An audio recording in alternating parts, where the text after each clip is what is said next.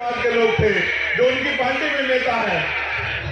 यही अगर वो भगवान बुद्ध को मानने वाले लोग अपने गांव में कार्यक्रम करते हैं तो पुलिस के लोग आके इनको सरकार के नेताओं के सहारे में पीटने का काम करते हैं। बाबा साहब अम्बेडकर और भगवान बुद्ध की मूर्तियों को फेंक देते हैं और इनके ऊपर झूठे मुकदमे लिख देते हैं। वही मुख्यमंत्री भगवान बुद्ध की तस्वीर को हाथ में लेके खड़े थे। मुझे बड़ी हंसी आई, राजनीति क्या नहीं करवाती। एक तरफ पूरी सरकार आरएसएस और भाजपा के लोग भगवान बुद्ध के अनुयायियों को, बाबा साहब के अनुयायियों को उनकी खान खींचने में तुले हैं और दूसरी तरफ मुख्यमंत्री भगवान बुद्ध की तस्वीर ले रहे हैं। राजनीति क्या क्या रंग दिखाती है। इसलिए मैं आपको सावधान करने के लिए आया हूं कि एक पार्टी जिसका आपने वोट देकर सीटा, हमारे नेता भी सुने, आज उस पार्टी ने भारतीय जनता पार्टी को वह खबर दे दिया है कि जाओ दलितों को जाके गुमराह करो, जाओ पिछड़ों को जाके गुमराह करो, जाओ उनको जाके उनकी वोट को लूटने का प्रयास करो और हम तुम्हें वह खबर दे रहे हैं कि दलितों का किस तरह जाके बेवकूफ बनाओ।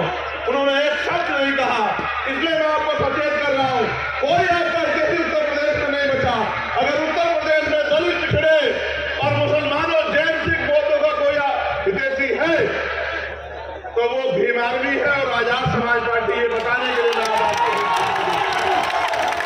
मैं आपको आश्वस्त करना चाहता हूं, मेरे साथियों को भी मैं कहना चाहता हूं, हमारी महिला नेताएं भी मैंने पीछे मुड़ के देखा बैठी।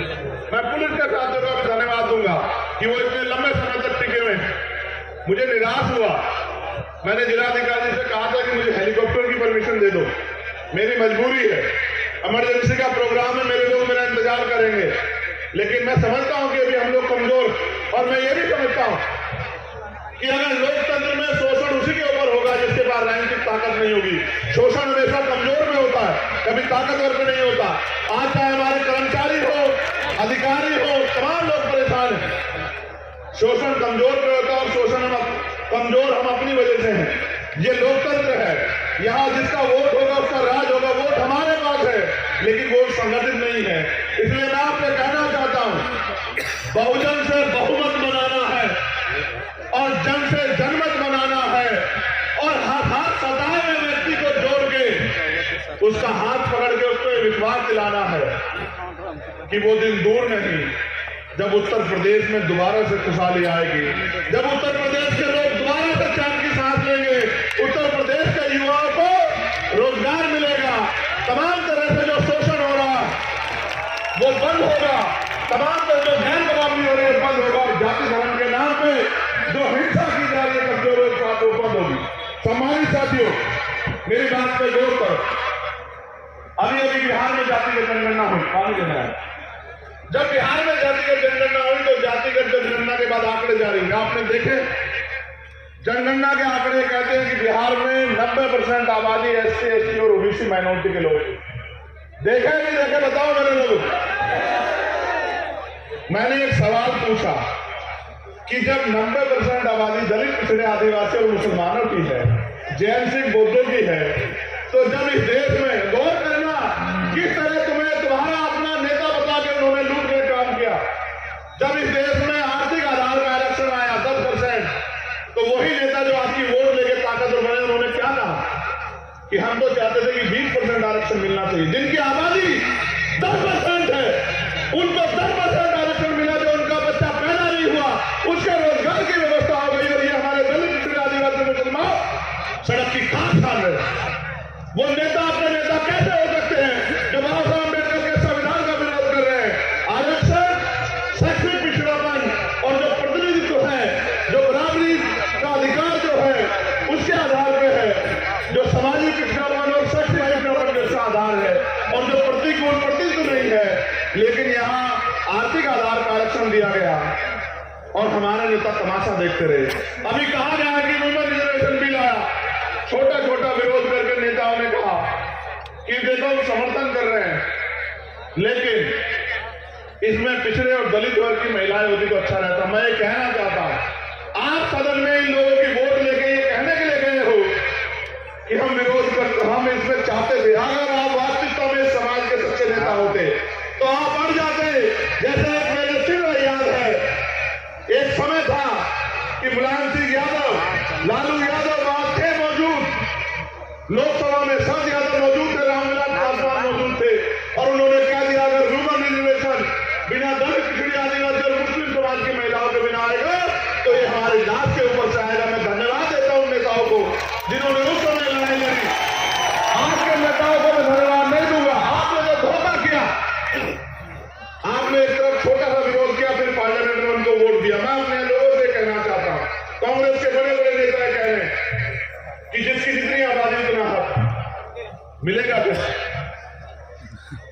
ये बात तो माननीय काशीराम साहब 35 साल पहले कह रहे थे, जिसकी इतनी संख्या बारी उसकी इतनी हिस्सेदारी।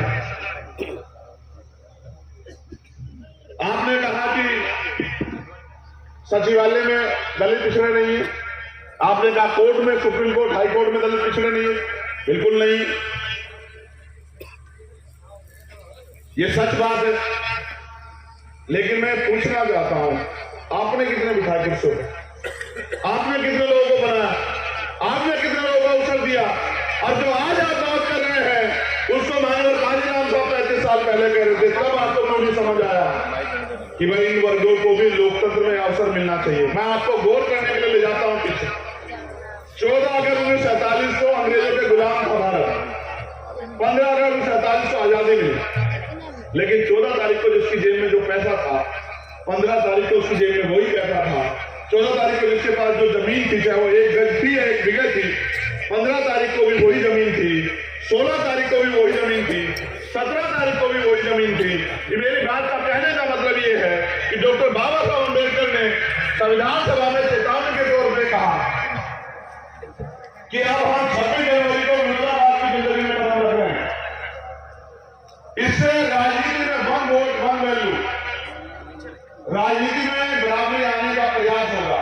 लेकिन क्योंकि भारत में सामाजिक पिछड़ापन है, सामाजिक गैरबराबरी है, आर्थिक गैरबराबरी है, हम लोग उसमें कोई ऐसा जो है तैयारी नहीं कर रहे कि दूर हो जाए, तो अंत राजनीतिक लोकतंत्र तो आएगा, लेकिन इस राजनीतिक लोकतंत्र सामाजिक लोकतंत्र में नहीं बदल पाएगा।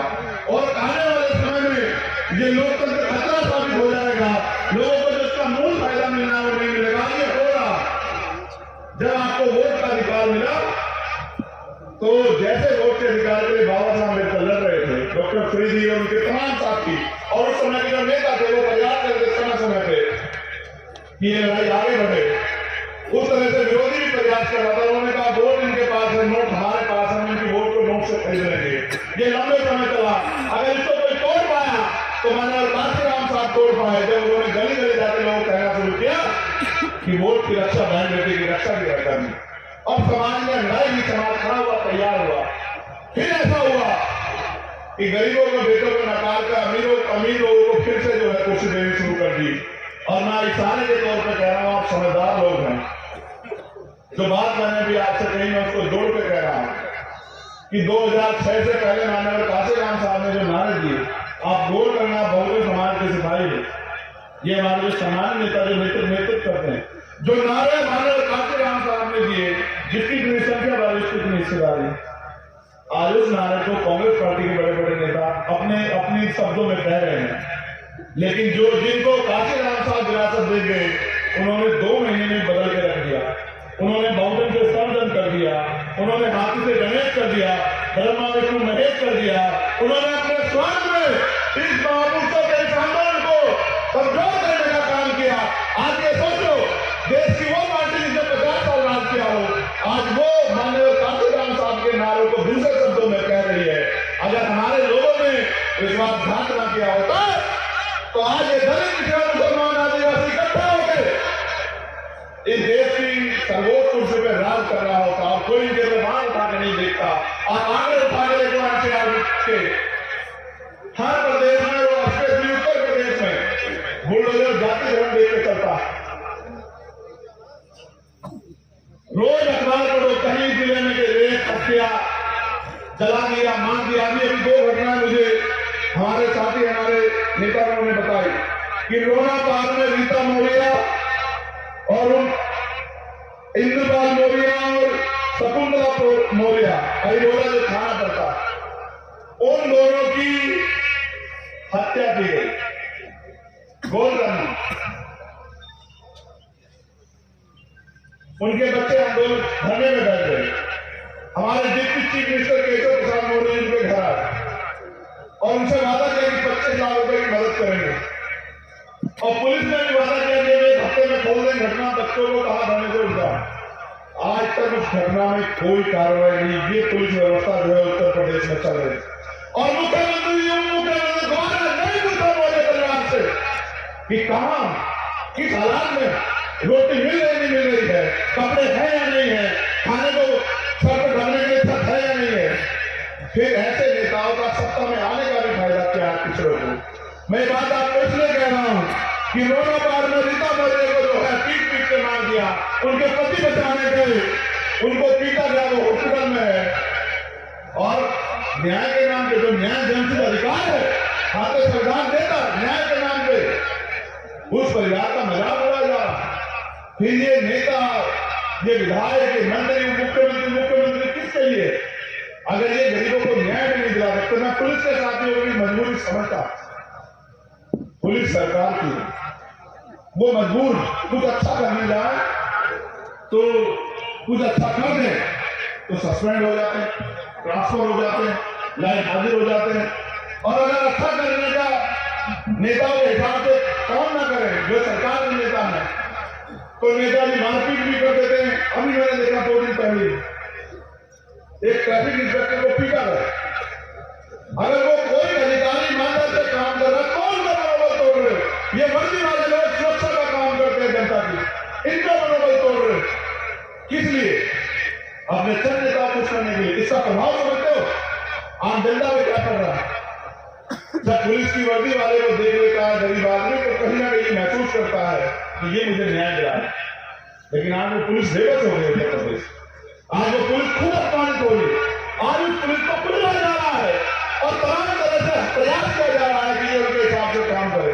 मैं पुलिस के साथियों को उनकी मजबूरी समझते कहूंगा कि कोई भी, क्योंकि आपको संविधान की वजह से, आपकी मेहनत की वजह से नौकरी मिली है, कोशिश करना किसी नेता के इशारे से ऐसा कोई काम मत करना कि गरीबों की हाय, गरीबों की बददुआएं आपको लग जाए। आज हालात उत्तर प्रदेश में हालात उत्तर प्रदेश में खराब है। मैं मेरा कोई बदले का मतलब है नहीं, मैं खुद को मानने वाला व्यक्ति, मैं किसी से बदला चाहता ही नहीं। मैं तो ये चाहता हूं कि जिस तरह ताकतवर लोग सम्मान का जीवन जिए, इस तरह गरीब परिवारों को भी सम्मान का जीवन मिले, इनके बच्चों को भी रोजगार मिले, इनके बच्चों को भी आगे पढ़ाई करके पढ़ने का मौका मिले, इनके लोगों को भी अच्छा इलाज मिले, इनको भी जमीन मिले, इनको भी स्वाभिमान सम्मान से जीने का मौका मिले, इनकी भी हिस्सेदारी हो और ये भी आगे बढ़कर विधानसभा लोकसभा में जाके अपने क्षेत्रों के लिए कुछ कर सके, अपने लोगों के लिए कुछ कर सके। और ये हिस्सेदारी का मामला है। लेकिन मेरी ये भी समझ में आया सम्मानित प्रदेश अध्यक्ष जी कि हिस्सेदारी मांगने से नहीं मिलती, जंग की तैयारी करनी पड़ती। उत्तर प्रदेश में जिस तरह से आपकी पूरी की हमारे नेताओं ने जिस तरह से काम किया, मैं धन्यवाद देता हूं। मैं तो बहुत कम समझ लेता हूं, मैं तो उत्तर प्रदेश में परदेशी हो गया। आजकल उत्तर प्रदेश में कभी कभी आता, आजकल मैं उत्तर प्रदेश में बहुत कम आ रहा, लेकिन ऐसा नहीं है कि उत्तर प्रदेश में मेरी नजर नहीं, मेरी मजबूरी है। क्योंकि जब एक गरीब का बेटा कुछ करने के लिए निकलता है तो पहले उसका खूब मजाक उड़ाया जाता है, फिर उसका विरोध किया जाता है, फिर उसकी राह में कांटे बिछाए जाते हैं, और फिर एक समय आता है जब वो संकल्पित होकर अपने मिशन पर आगे बढ़ जाता है, जब उसको रोक पाना नामुश्किल हो और नामुमकिन हो जाए, तो फिर उसका साथ दिया जाता है। मैं आपसे कहना चाहता हूं, आप निराश मत हों। मैं आपकी ताकत को जानता हूं, मैं आपकी हिम्मत को जानता हूं। कोई नेता है उत्तर प्रदेश में जिसके लिए लोग रात को 10 बजे तक लोग बैठे हैं? ये भी याद है कि पैसे में बुलाए गए लोग नहीं, पैसे में बुलाया घंटे 2 घंटे गुजारे, पैसे में बुलाया साधन सुधार में बुलाया 3-4 घंटे बुलाया। ये तो मेरे वो बहादुर भाई हैं, ये तो मेरी वो बहादुर बहनें माए हैं जो अपने बेटे से प्यार करती है, उम्मीद करती है कि बहुत लोगों ने ठगा, अब हमें इंसाफ मिलेगा, अब हमारे जीवन में खुशहाली। मैं वादा करके कहता हूं, मुझे बहुत बात आपसे करनी है, आप विश्वास करो, लेकिन अब मैंने तय किया और ये तय मैंने उस दिन किया जिस दिन मुझे गोली लगी। जिस दिन मुझे गोली लगी आपको कैसा महसूस हुआ बताओ? ये तो मैंने भी देखा। जैसे मैंने कहा कि तुम्हारे बीच से कोई विरोधी मुझे गोली मार सकता है, मैंने देखा किस तरह से तुम्हारे अंदर बेचैनी हुई और तुम खुद पीछे हट गए। और उसके बाद मुझे एहसास हुआ कि ये प्यार पैसे से नहीं मिलता है, ये प्यार संघर्ष से मिलता है। मैं यहाँ भले ही बोल रहा हूँ, इस धरती पे, लेकिन दुनिया में हमारे हमसे प्यार करने वाले हमारे साथी, क्योंकि आज सोशल मीडिया का युग है, मैं यहाँ वो लाइव के माध्यम से दुनिया के मुझे सुन रहे होंगे। अभी सिंगापुर में हमारे साथी मुझसे आते हुए बात कर रहे थे, उनका नाम है सोहेल, मुझसे कह रहे थे कि भाई हम जैसे भी हैं हम आपके साथ। तो मैंने उनसे कहा कि आपने देखा कि चाहे वो भारत में जुर्म हो या भारत से बाहर कहीं भी हो, जब भी किसी कमजोर को सताया जाएगा, मैं आपको जानकारी के तौर पर बता रहा हूं कि जब इजराइल ने फिलिस्तीन के साथ अन्याय किया तो विदेश पॉलिसी को बेवकूफ बनाते हुए हमारे देश के नेता इजराइल का समर्थन करने लगे। मैं ये बात इसलिए कह रहा हूं क्योंकि दुनिया में बैठे लोग मुझे सुनते हैं। आपने देखा क्या हाल किया इजराइल ने, छोटे छोटे बच्चे। मैं किसी आतंकवादी अपराधी का समर्थन नहीं करता, लेकिन सत्ता भूख होती है, अपनी भूख के चक्कर में, जमीन को कब्जाने के चक्कर में क्या किया इजराइल ने, क्या किया गरीबों के साथ, कमजोरों के साथ। इसलिए मैंने कहा था विनोद से कि मैं फिलिस्तीन के साथ हूं, चाहे कुछ हो जाए मैं हर एक कमजोर के साथ, इसलिए मैंने उसके लिए बात कही थी। और फिर क्या हुआ, फिर आपने देखा क्या हुआ कि देश के प्रधानमंत्री ने फिलिस्तीन के लिए मदद भेजी। हमारे भारतीय जनता पार्टी के समर्थक समझ नहीं पाए कि जो 2 दिन पहले इजराइल का समर्थन कर रहे थे वो फिलिस्तीन को मदद भेज रहे हैं, फिलिस्तीन के खिलाफ खड़े होना, इजराइल के खिलाफ खड़े होना। इसका कारण ये है कि इनके पास कोई पॉलिसी नहीं है, ये सारी विदेशी पॉलिसी खराब कर रहे हैं। मैंने तो प्राइम मिनिस्टर से कहा कि माननीय प्रधानमंत्री जी, मैं आपकी ताकत को समझता हूँ, आप भारत के प्राइम मिनिस्टर, चलिए आप चाइना बॉर्डर की तरफ, चंद्रशेखर आजाद आपके पीछे खड़ा है, चलिए हम चाइना खड़ा है। चाइना हमारी जमीन पर जा रहा है, चाइना हमारे देश में घुस गया, हमारी कंट्री में जमीन पर चल रही, हम एक गज जमीन अपनी मिट्टी किसी को नहीं देंगे, हम अपनी मिट्टी का, अपने देश का एक गज हिस्सा किसी को, दुश्मन को नहीं देंगे। आप चलिए चाइना की तरफ, भारत के लोगों में बहुत क्षमता है और अब तो भिखारी के लोग आपके साथ खड़े हो जाएंगे। जब आप चाइना अपने से कमजोर से, मैं बात आपको इसलिए बता रहा हूं साल के तौर पर कि आपको याद रहे कि चाहे अन्याय करने वाला आपका अपना हो या कोई गैर हो, कभी अन्याय करने वाले के साथ नहीं खड़ा होना मेरे लोगों, हमेशा उसके साथ खड़ा होना। जो परेशान है, जिसके ऊपर मुसीबत है, जो पीड़ित है, जो शोषित है, जो मजलूम है, हम उसके साथ खड़े होना। और मैं ठगे हुए लोगों से कह रहा, जो ठगे हुए हर बार बीजेपी हराओ, बीजेपी जिताओ, बीजेपी को हराना, इनको ले आओ। अगर आज कोई बीजेपी का मुकाबला पूरे देश में कर रहा है तो ये नीले पट्टे वाले लोग कर रहे हैं, बाकी किसी की हिम्मत नहीं है।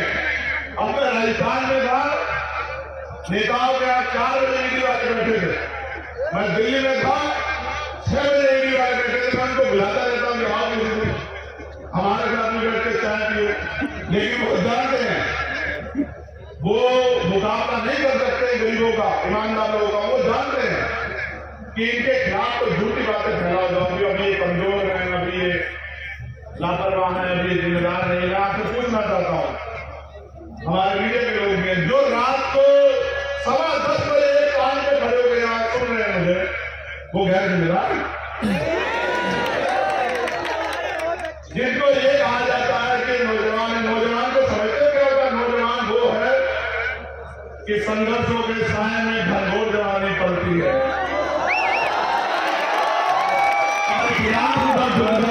जिस ओर जवानी चलती है। नौजवान वो है जिन्होंने अंग्रेजों के दांत खट्टे किए। 23 साल के थे शहीद आजम भगत सिंह, जब उन्होंने हंसते हंसते फांसी की सजा कबूल की। आप समझते हो, अपनी मिट्टी के लिए मर जाना, अपने देश के लिए शहादत देना, व्यक्तिगत लड़ाई कोई भी लड़ सकता है, लेकिन अपने समाज के लिए, अपने देश के लिए, अपनी मिट्टी के लिए कुर्बान हो जाना, ये जज्बा भारत की धरती में है। ये ऐसी पाक धरती है, ये ऐसी पवित्र धरती है जहां का एक एक बहादुर हजारों में भारी पड़ता है। ये ऐसी धरती है। आज तो हाल कि जो इस मिट्टी को 5 बार पैदा करते हैं सुबह से लेकर शाम तक, उनसे सर्टिफिकेट मांगे जाते हैं देश के प्रति ईमानदार होने के। जो अपने इसको याद करने से पहले, अपने खुदा को याद करने से पहले 5 बार सजदे में इस देश की मिट्टी को सलाम करते हैं, उनसे सर्टिफिकेट मांगे जाते हैं। लेकिन जो देश को नफरत में बांट रहे हैं, जो देश को पूंजीपतियों को सौंप रहे हैं, उनसे कोई सवाल नहीं करता। जो पूंजीपति मित्रों के हजारों करोड़ रुपया माफ करते हैं, जो गरीबों के 10,000 रुपए उनकी खाद पीने में काम करते हैं, उनसे कोई सवाल नहीं करता। इसलिए मैं आपसे कहना चाहता हूं मेरे साथियों, आगाज हो चुका, आपको अपनी लड़ाई अपने आप लड़नी है, कोई आपको सहारा नहीं देगा। इसलिए इशारे के तौर पर कह रहा हूं कि जाओ गली गांव में और मेहनत करके लोगों को एकजुट करो। आप देख लो कि लोग किस तरह से आपसे संबंध रखते हैं। चुनाव आएगा तो सब आएंगे।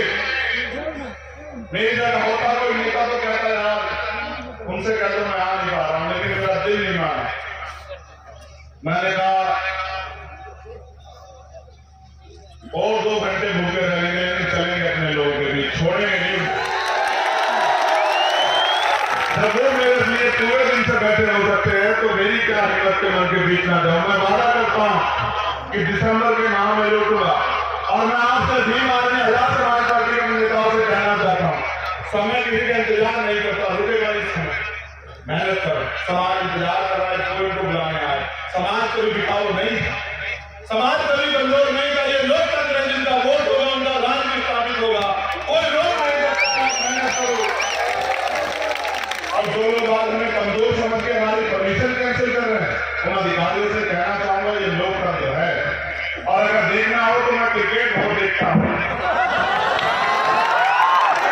आप देखते हैं नहीं देखते?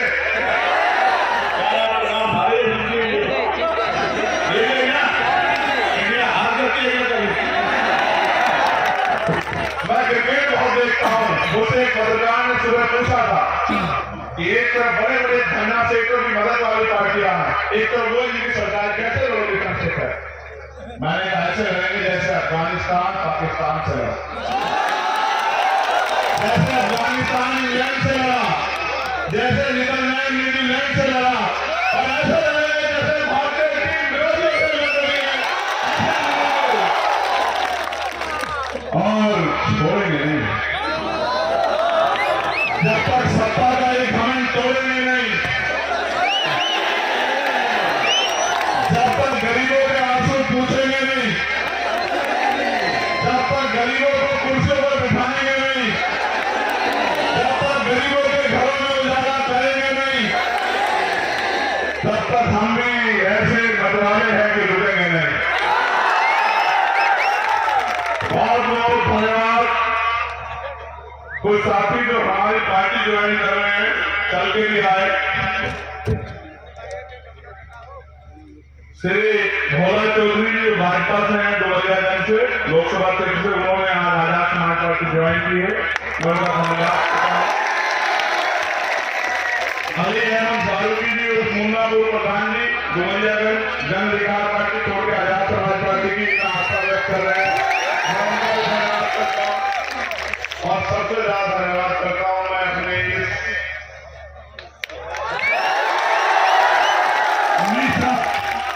आपके लिए कोई शब्द नहीं है मेरे पास, कोई शब्द नहीं।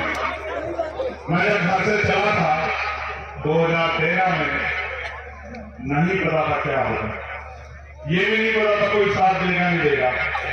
कांशीराम साहब की एक ही बात याद थी कि अकेला ही चला हूं, मंदिर जाने लोग मिलते चले गए और काम वापस आ गया।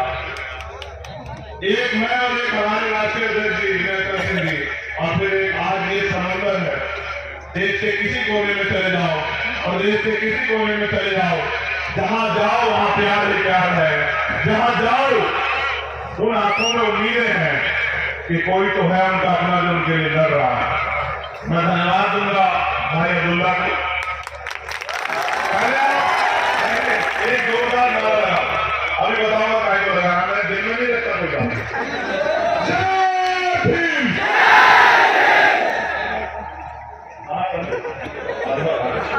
मैं दिल में इसलिए नहीं रखता, अभी ये दोनों बहुत मेहनत किया इन लोगों ने। अच्छा ज्वाइनिंग वालों का नाम मैंने देखा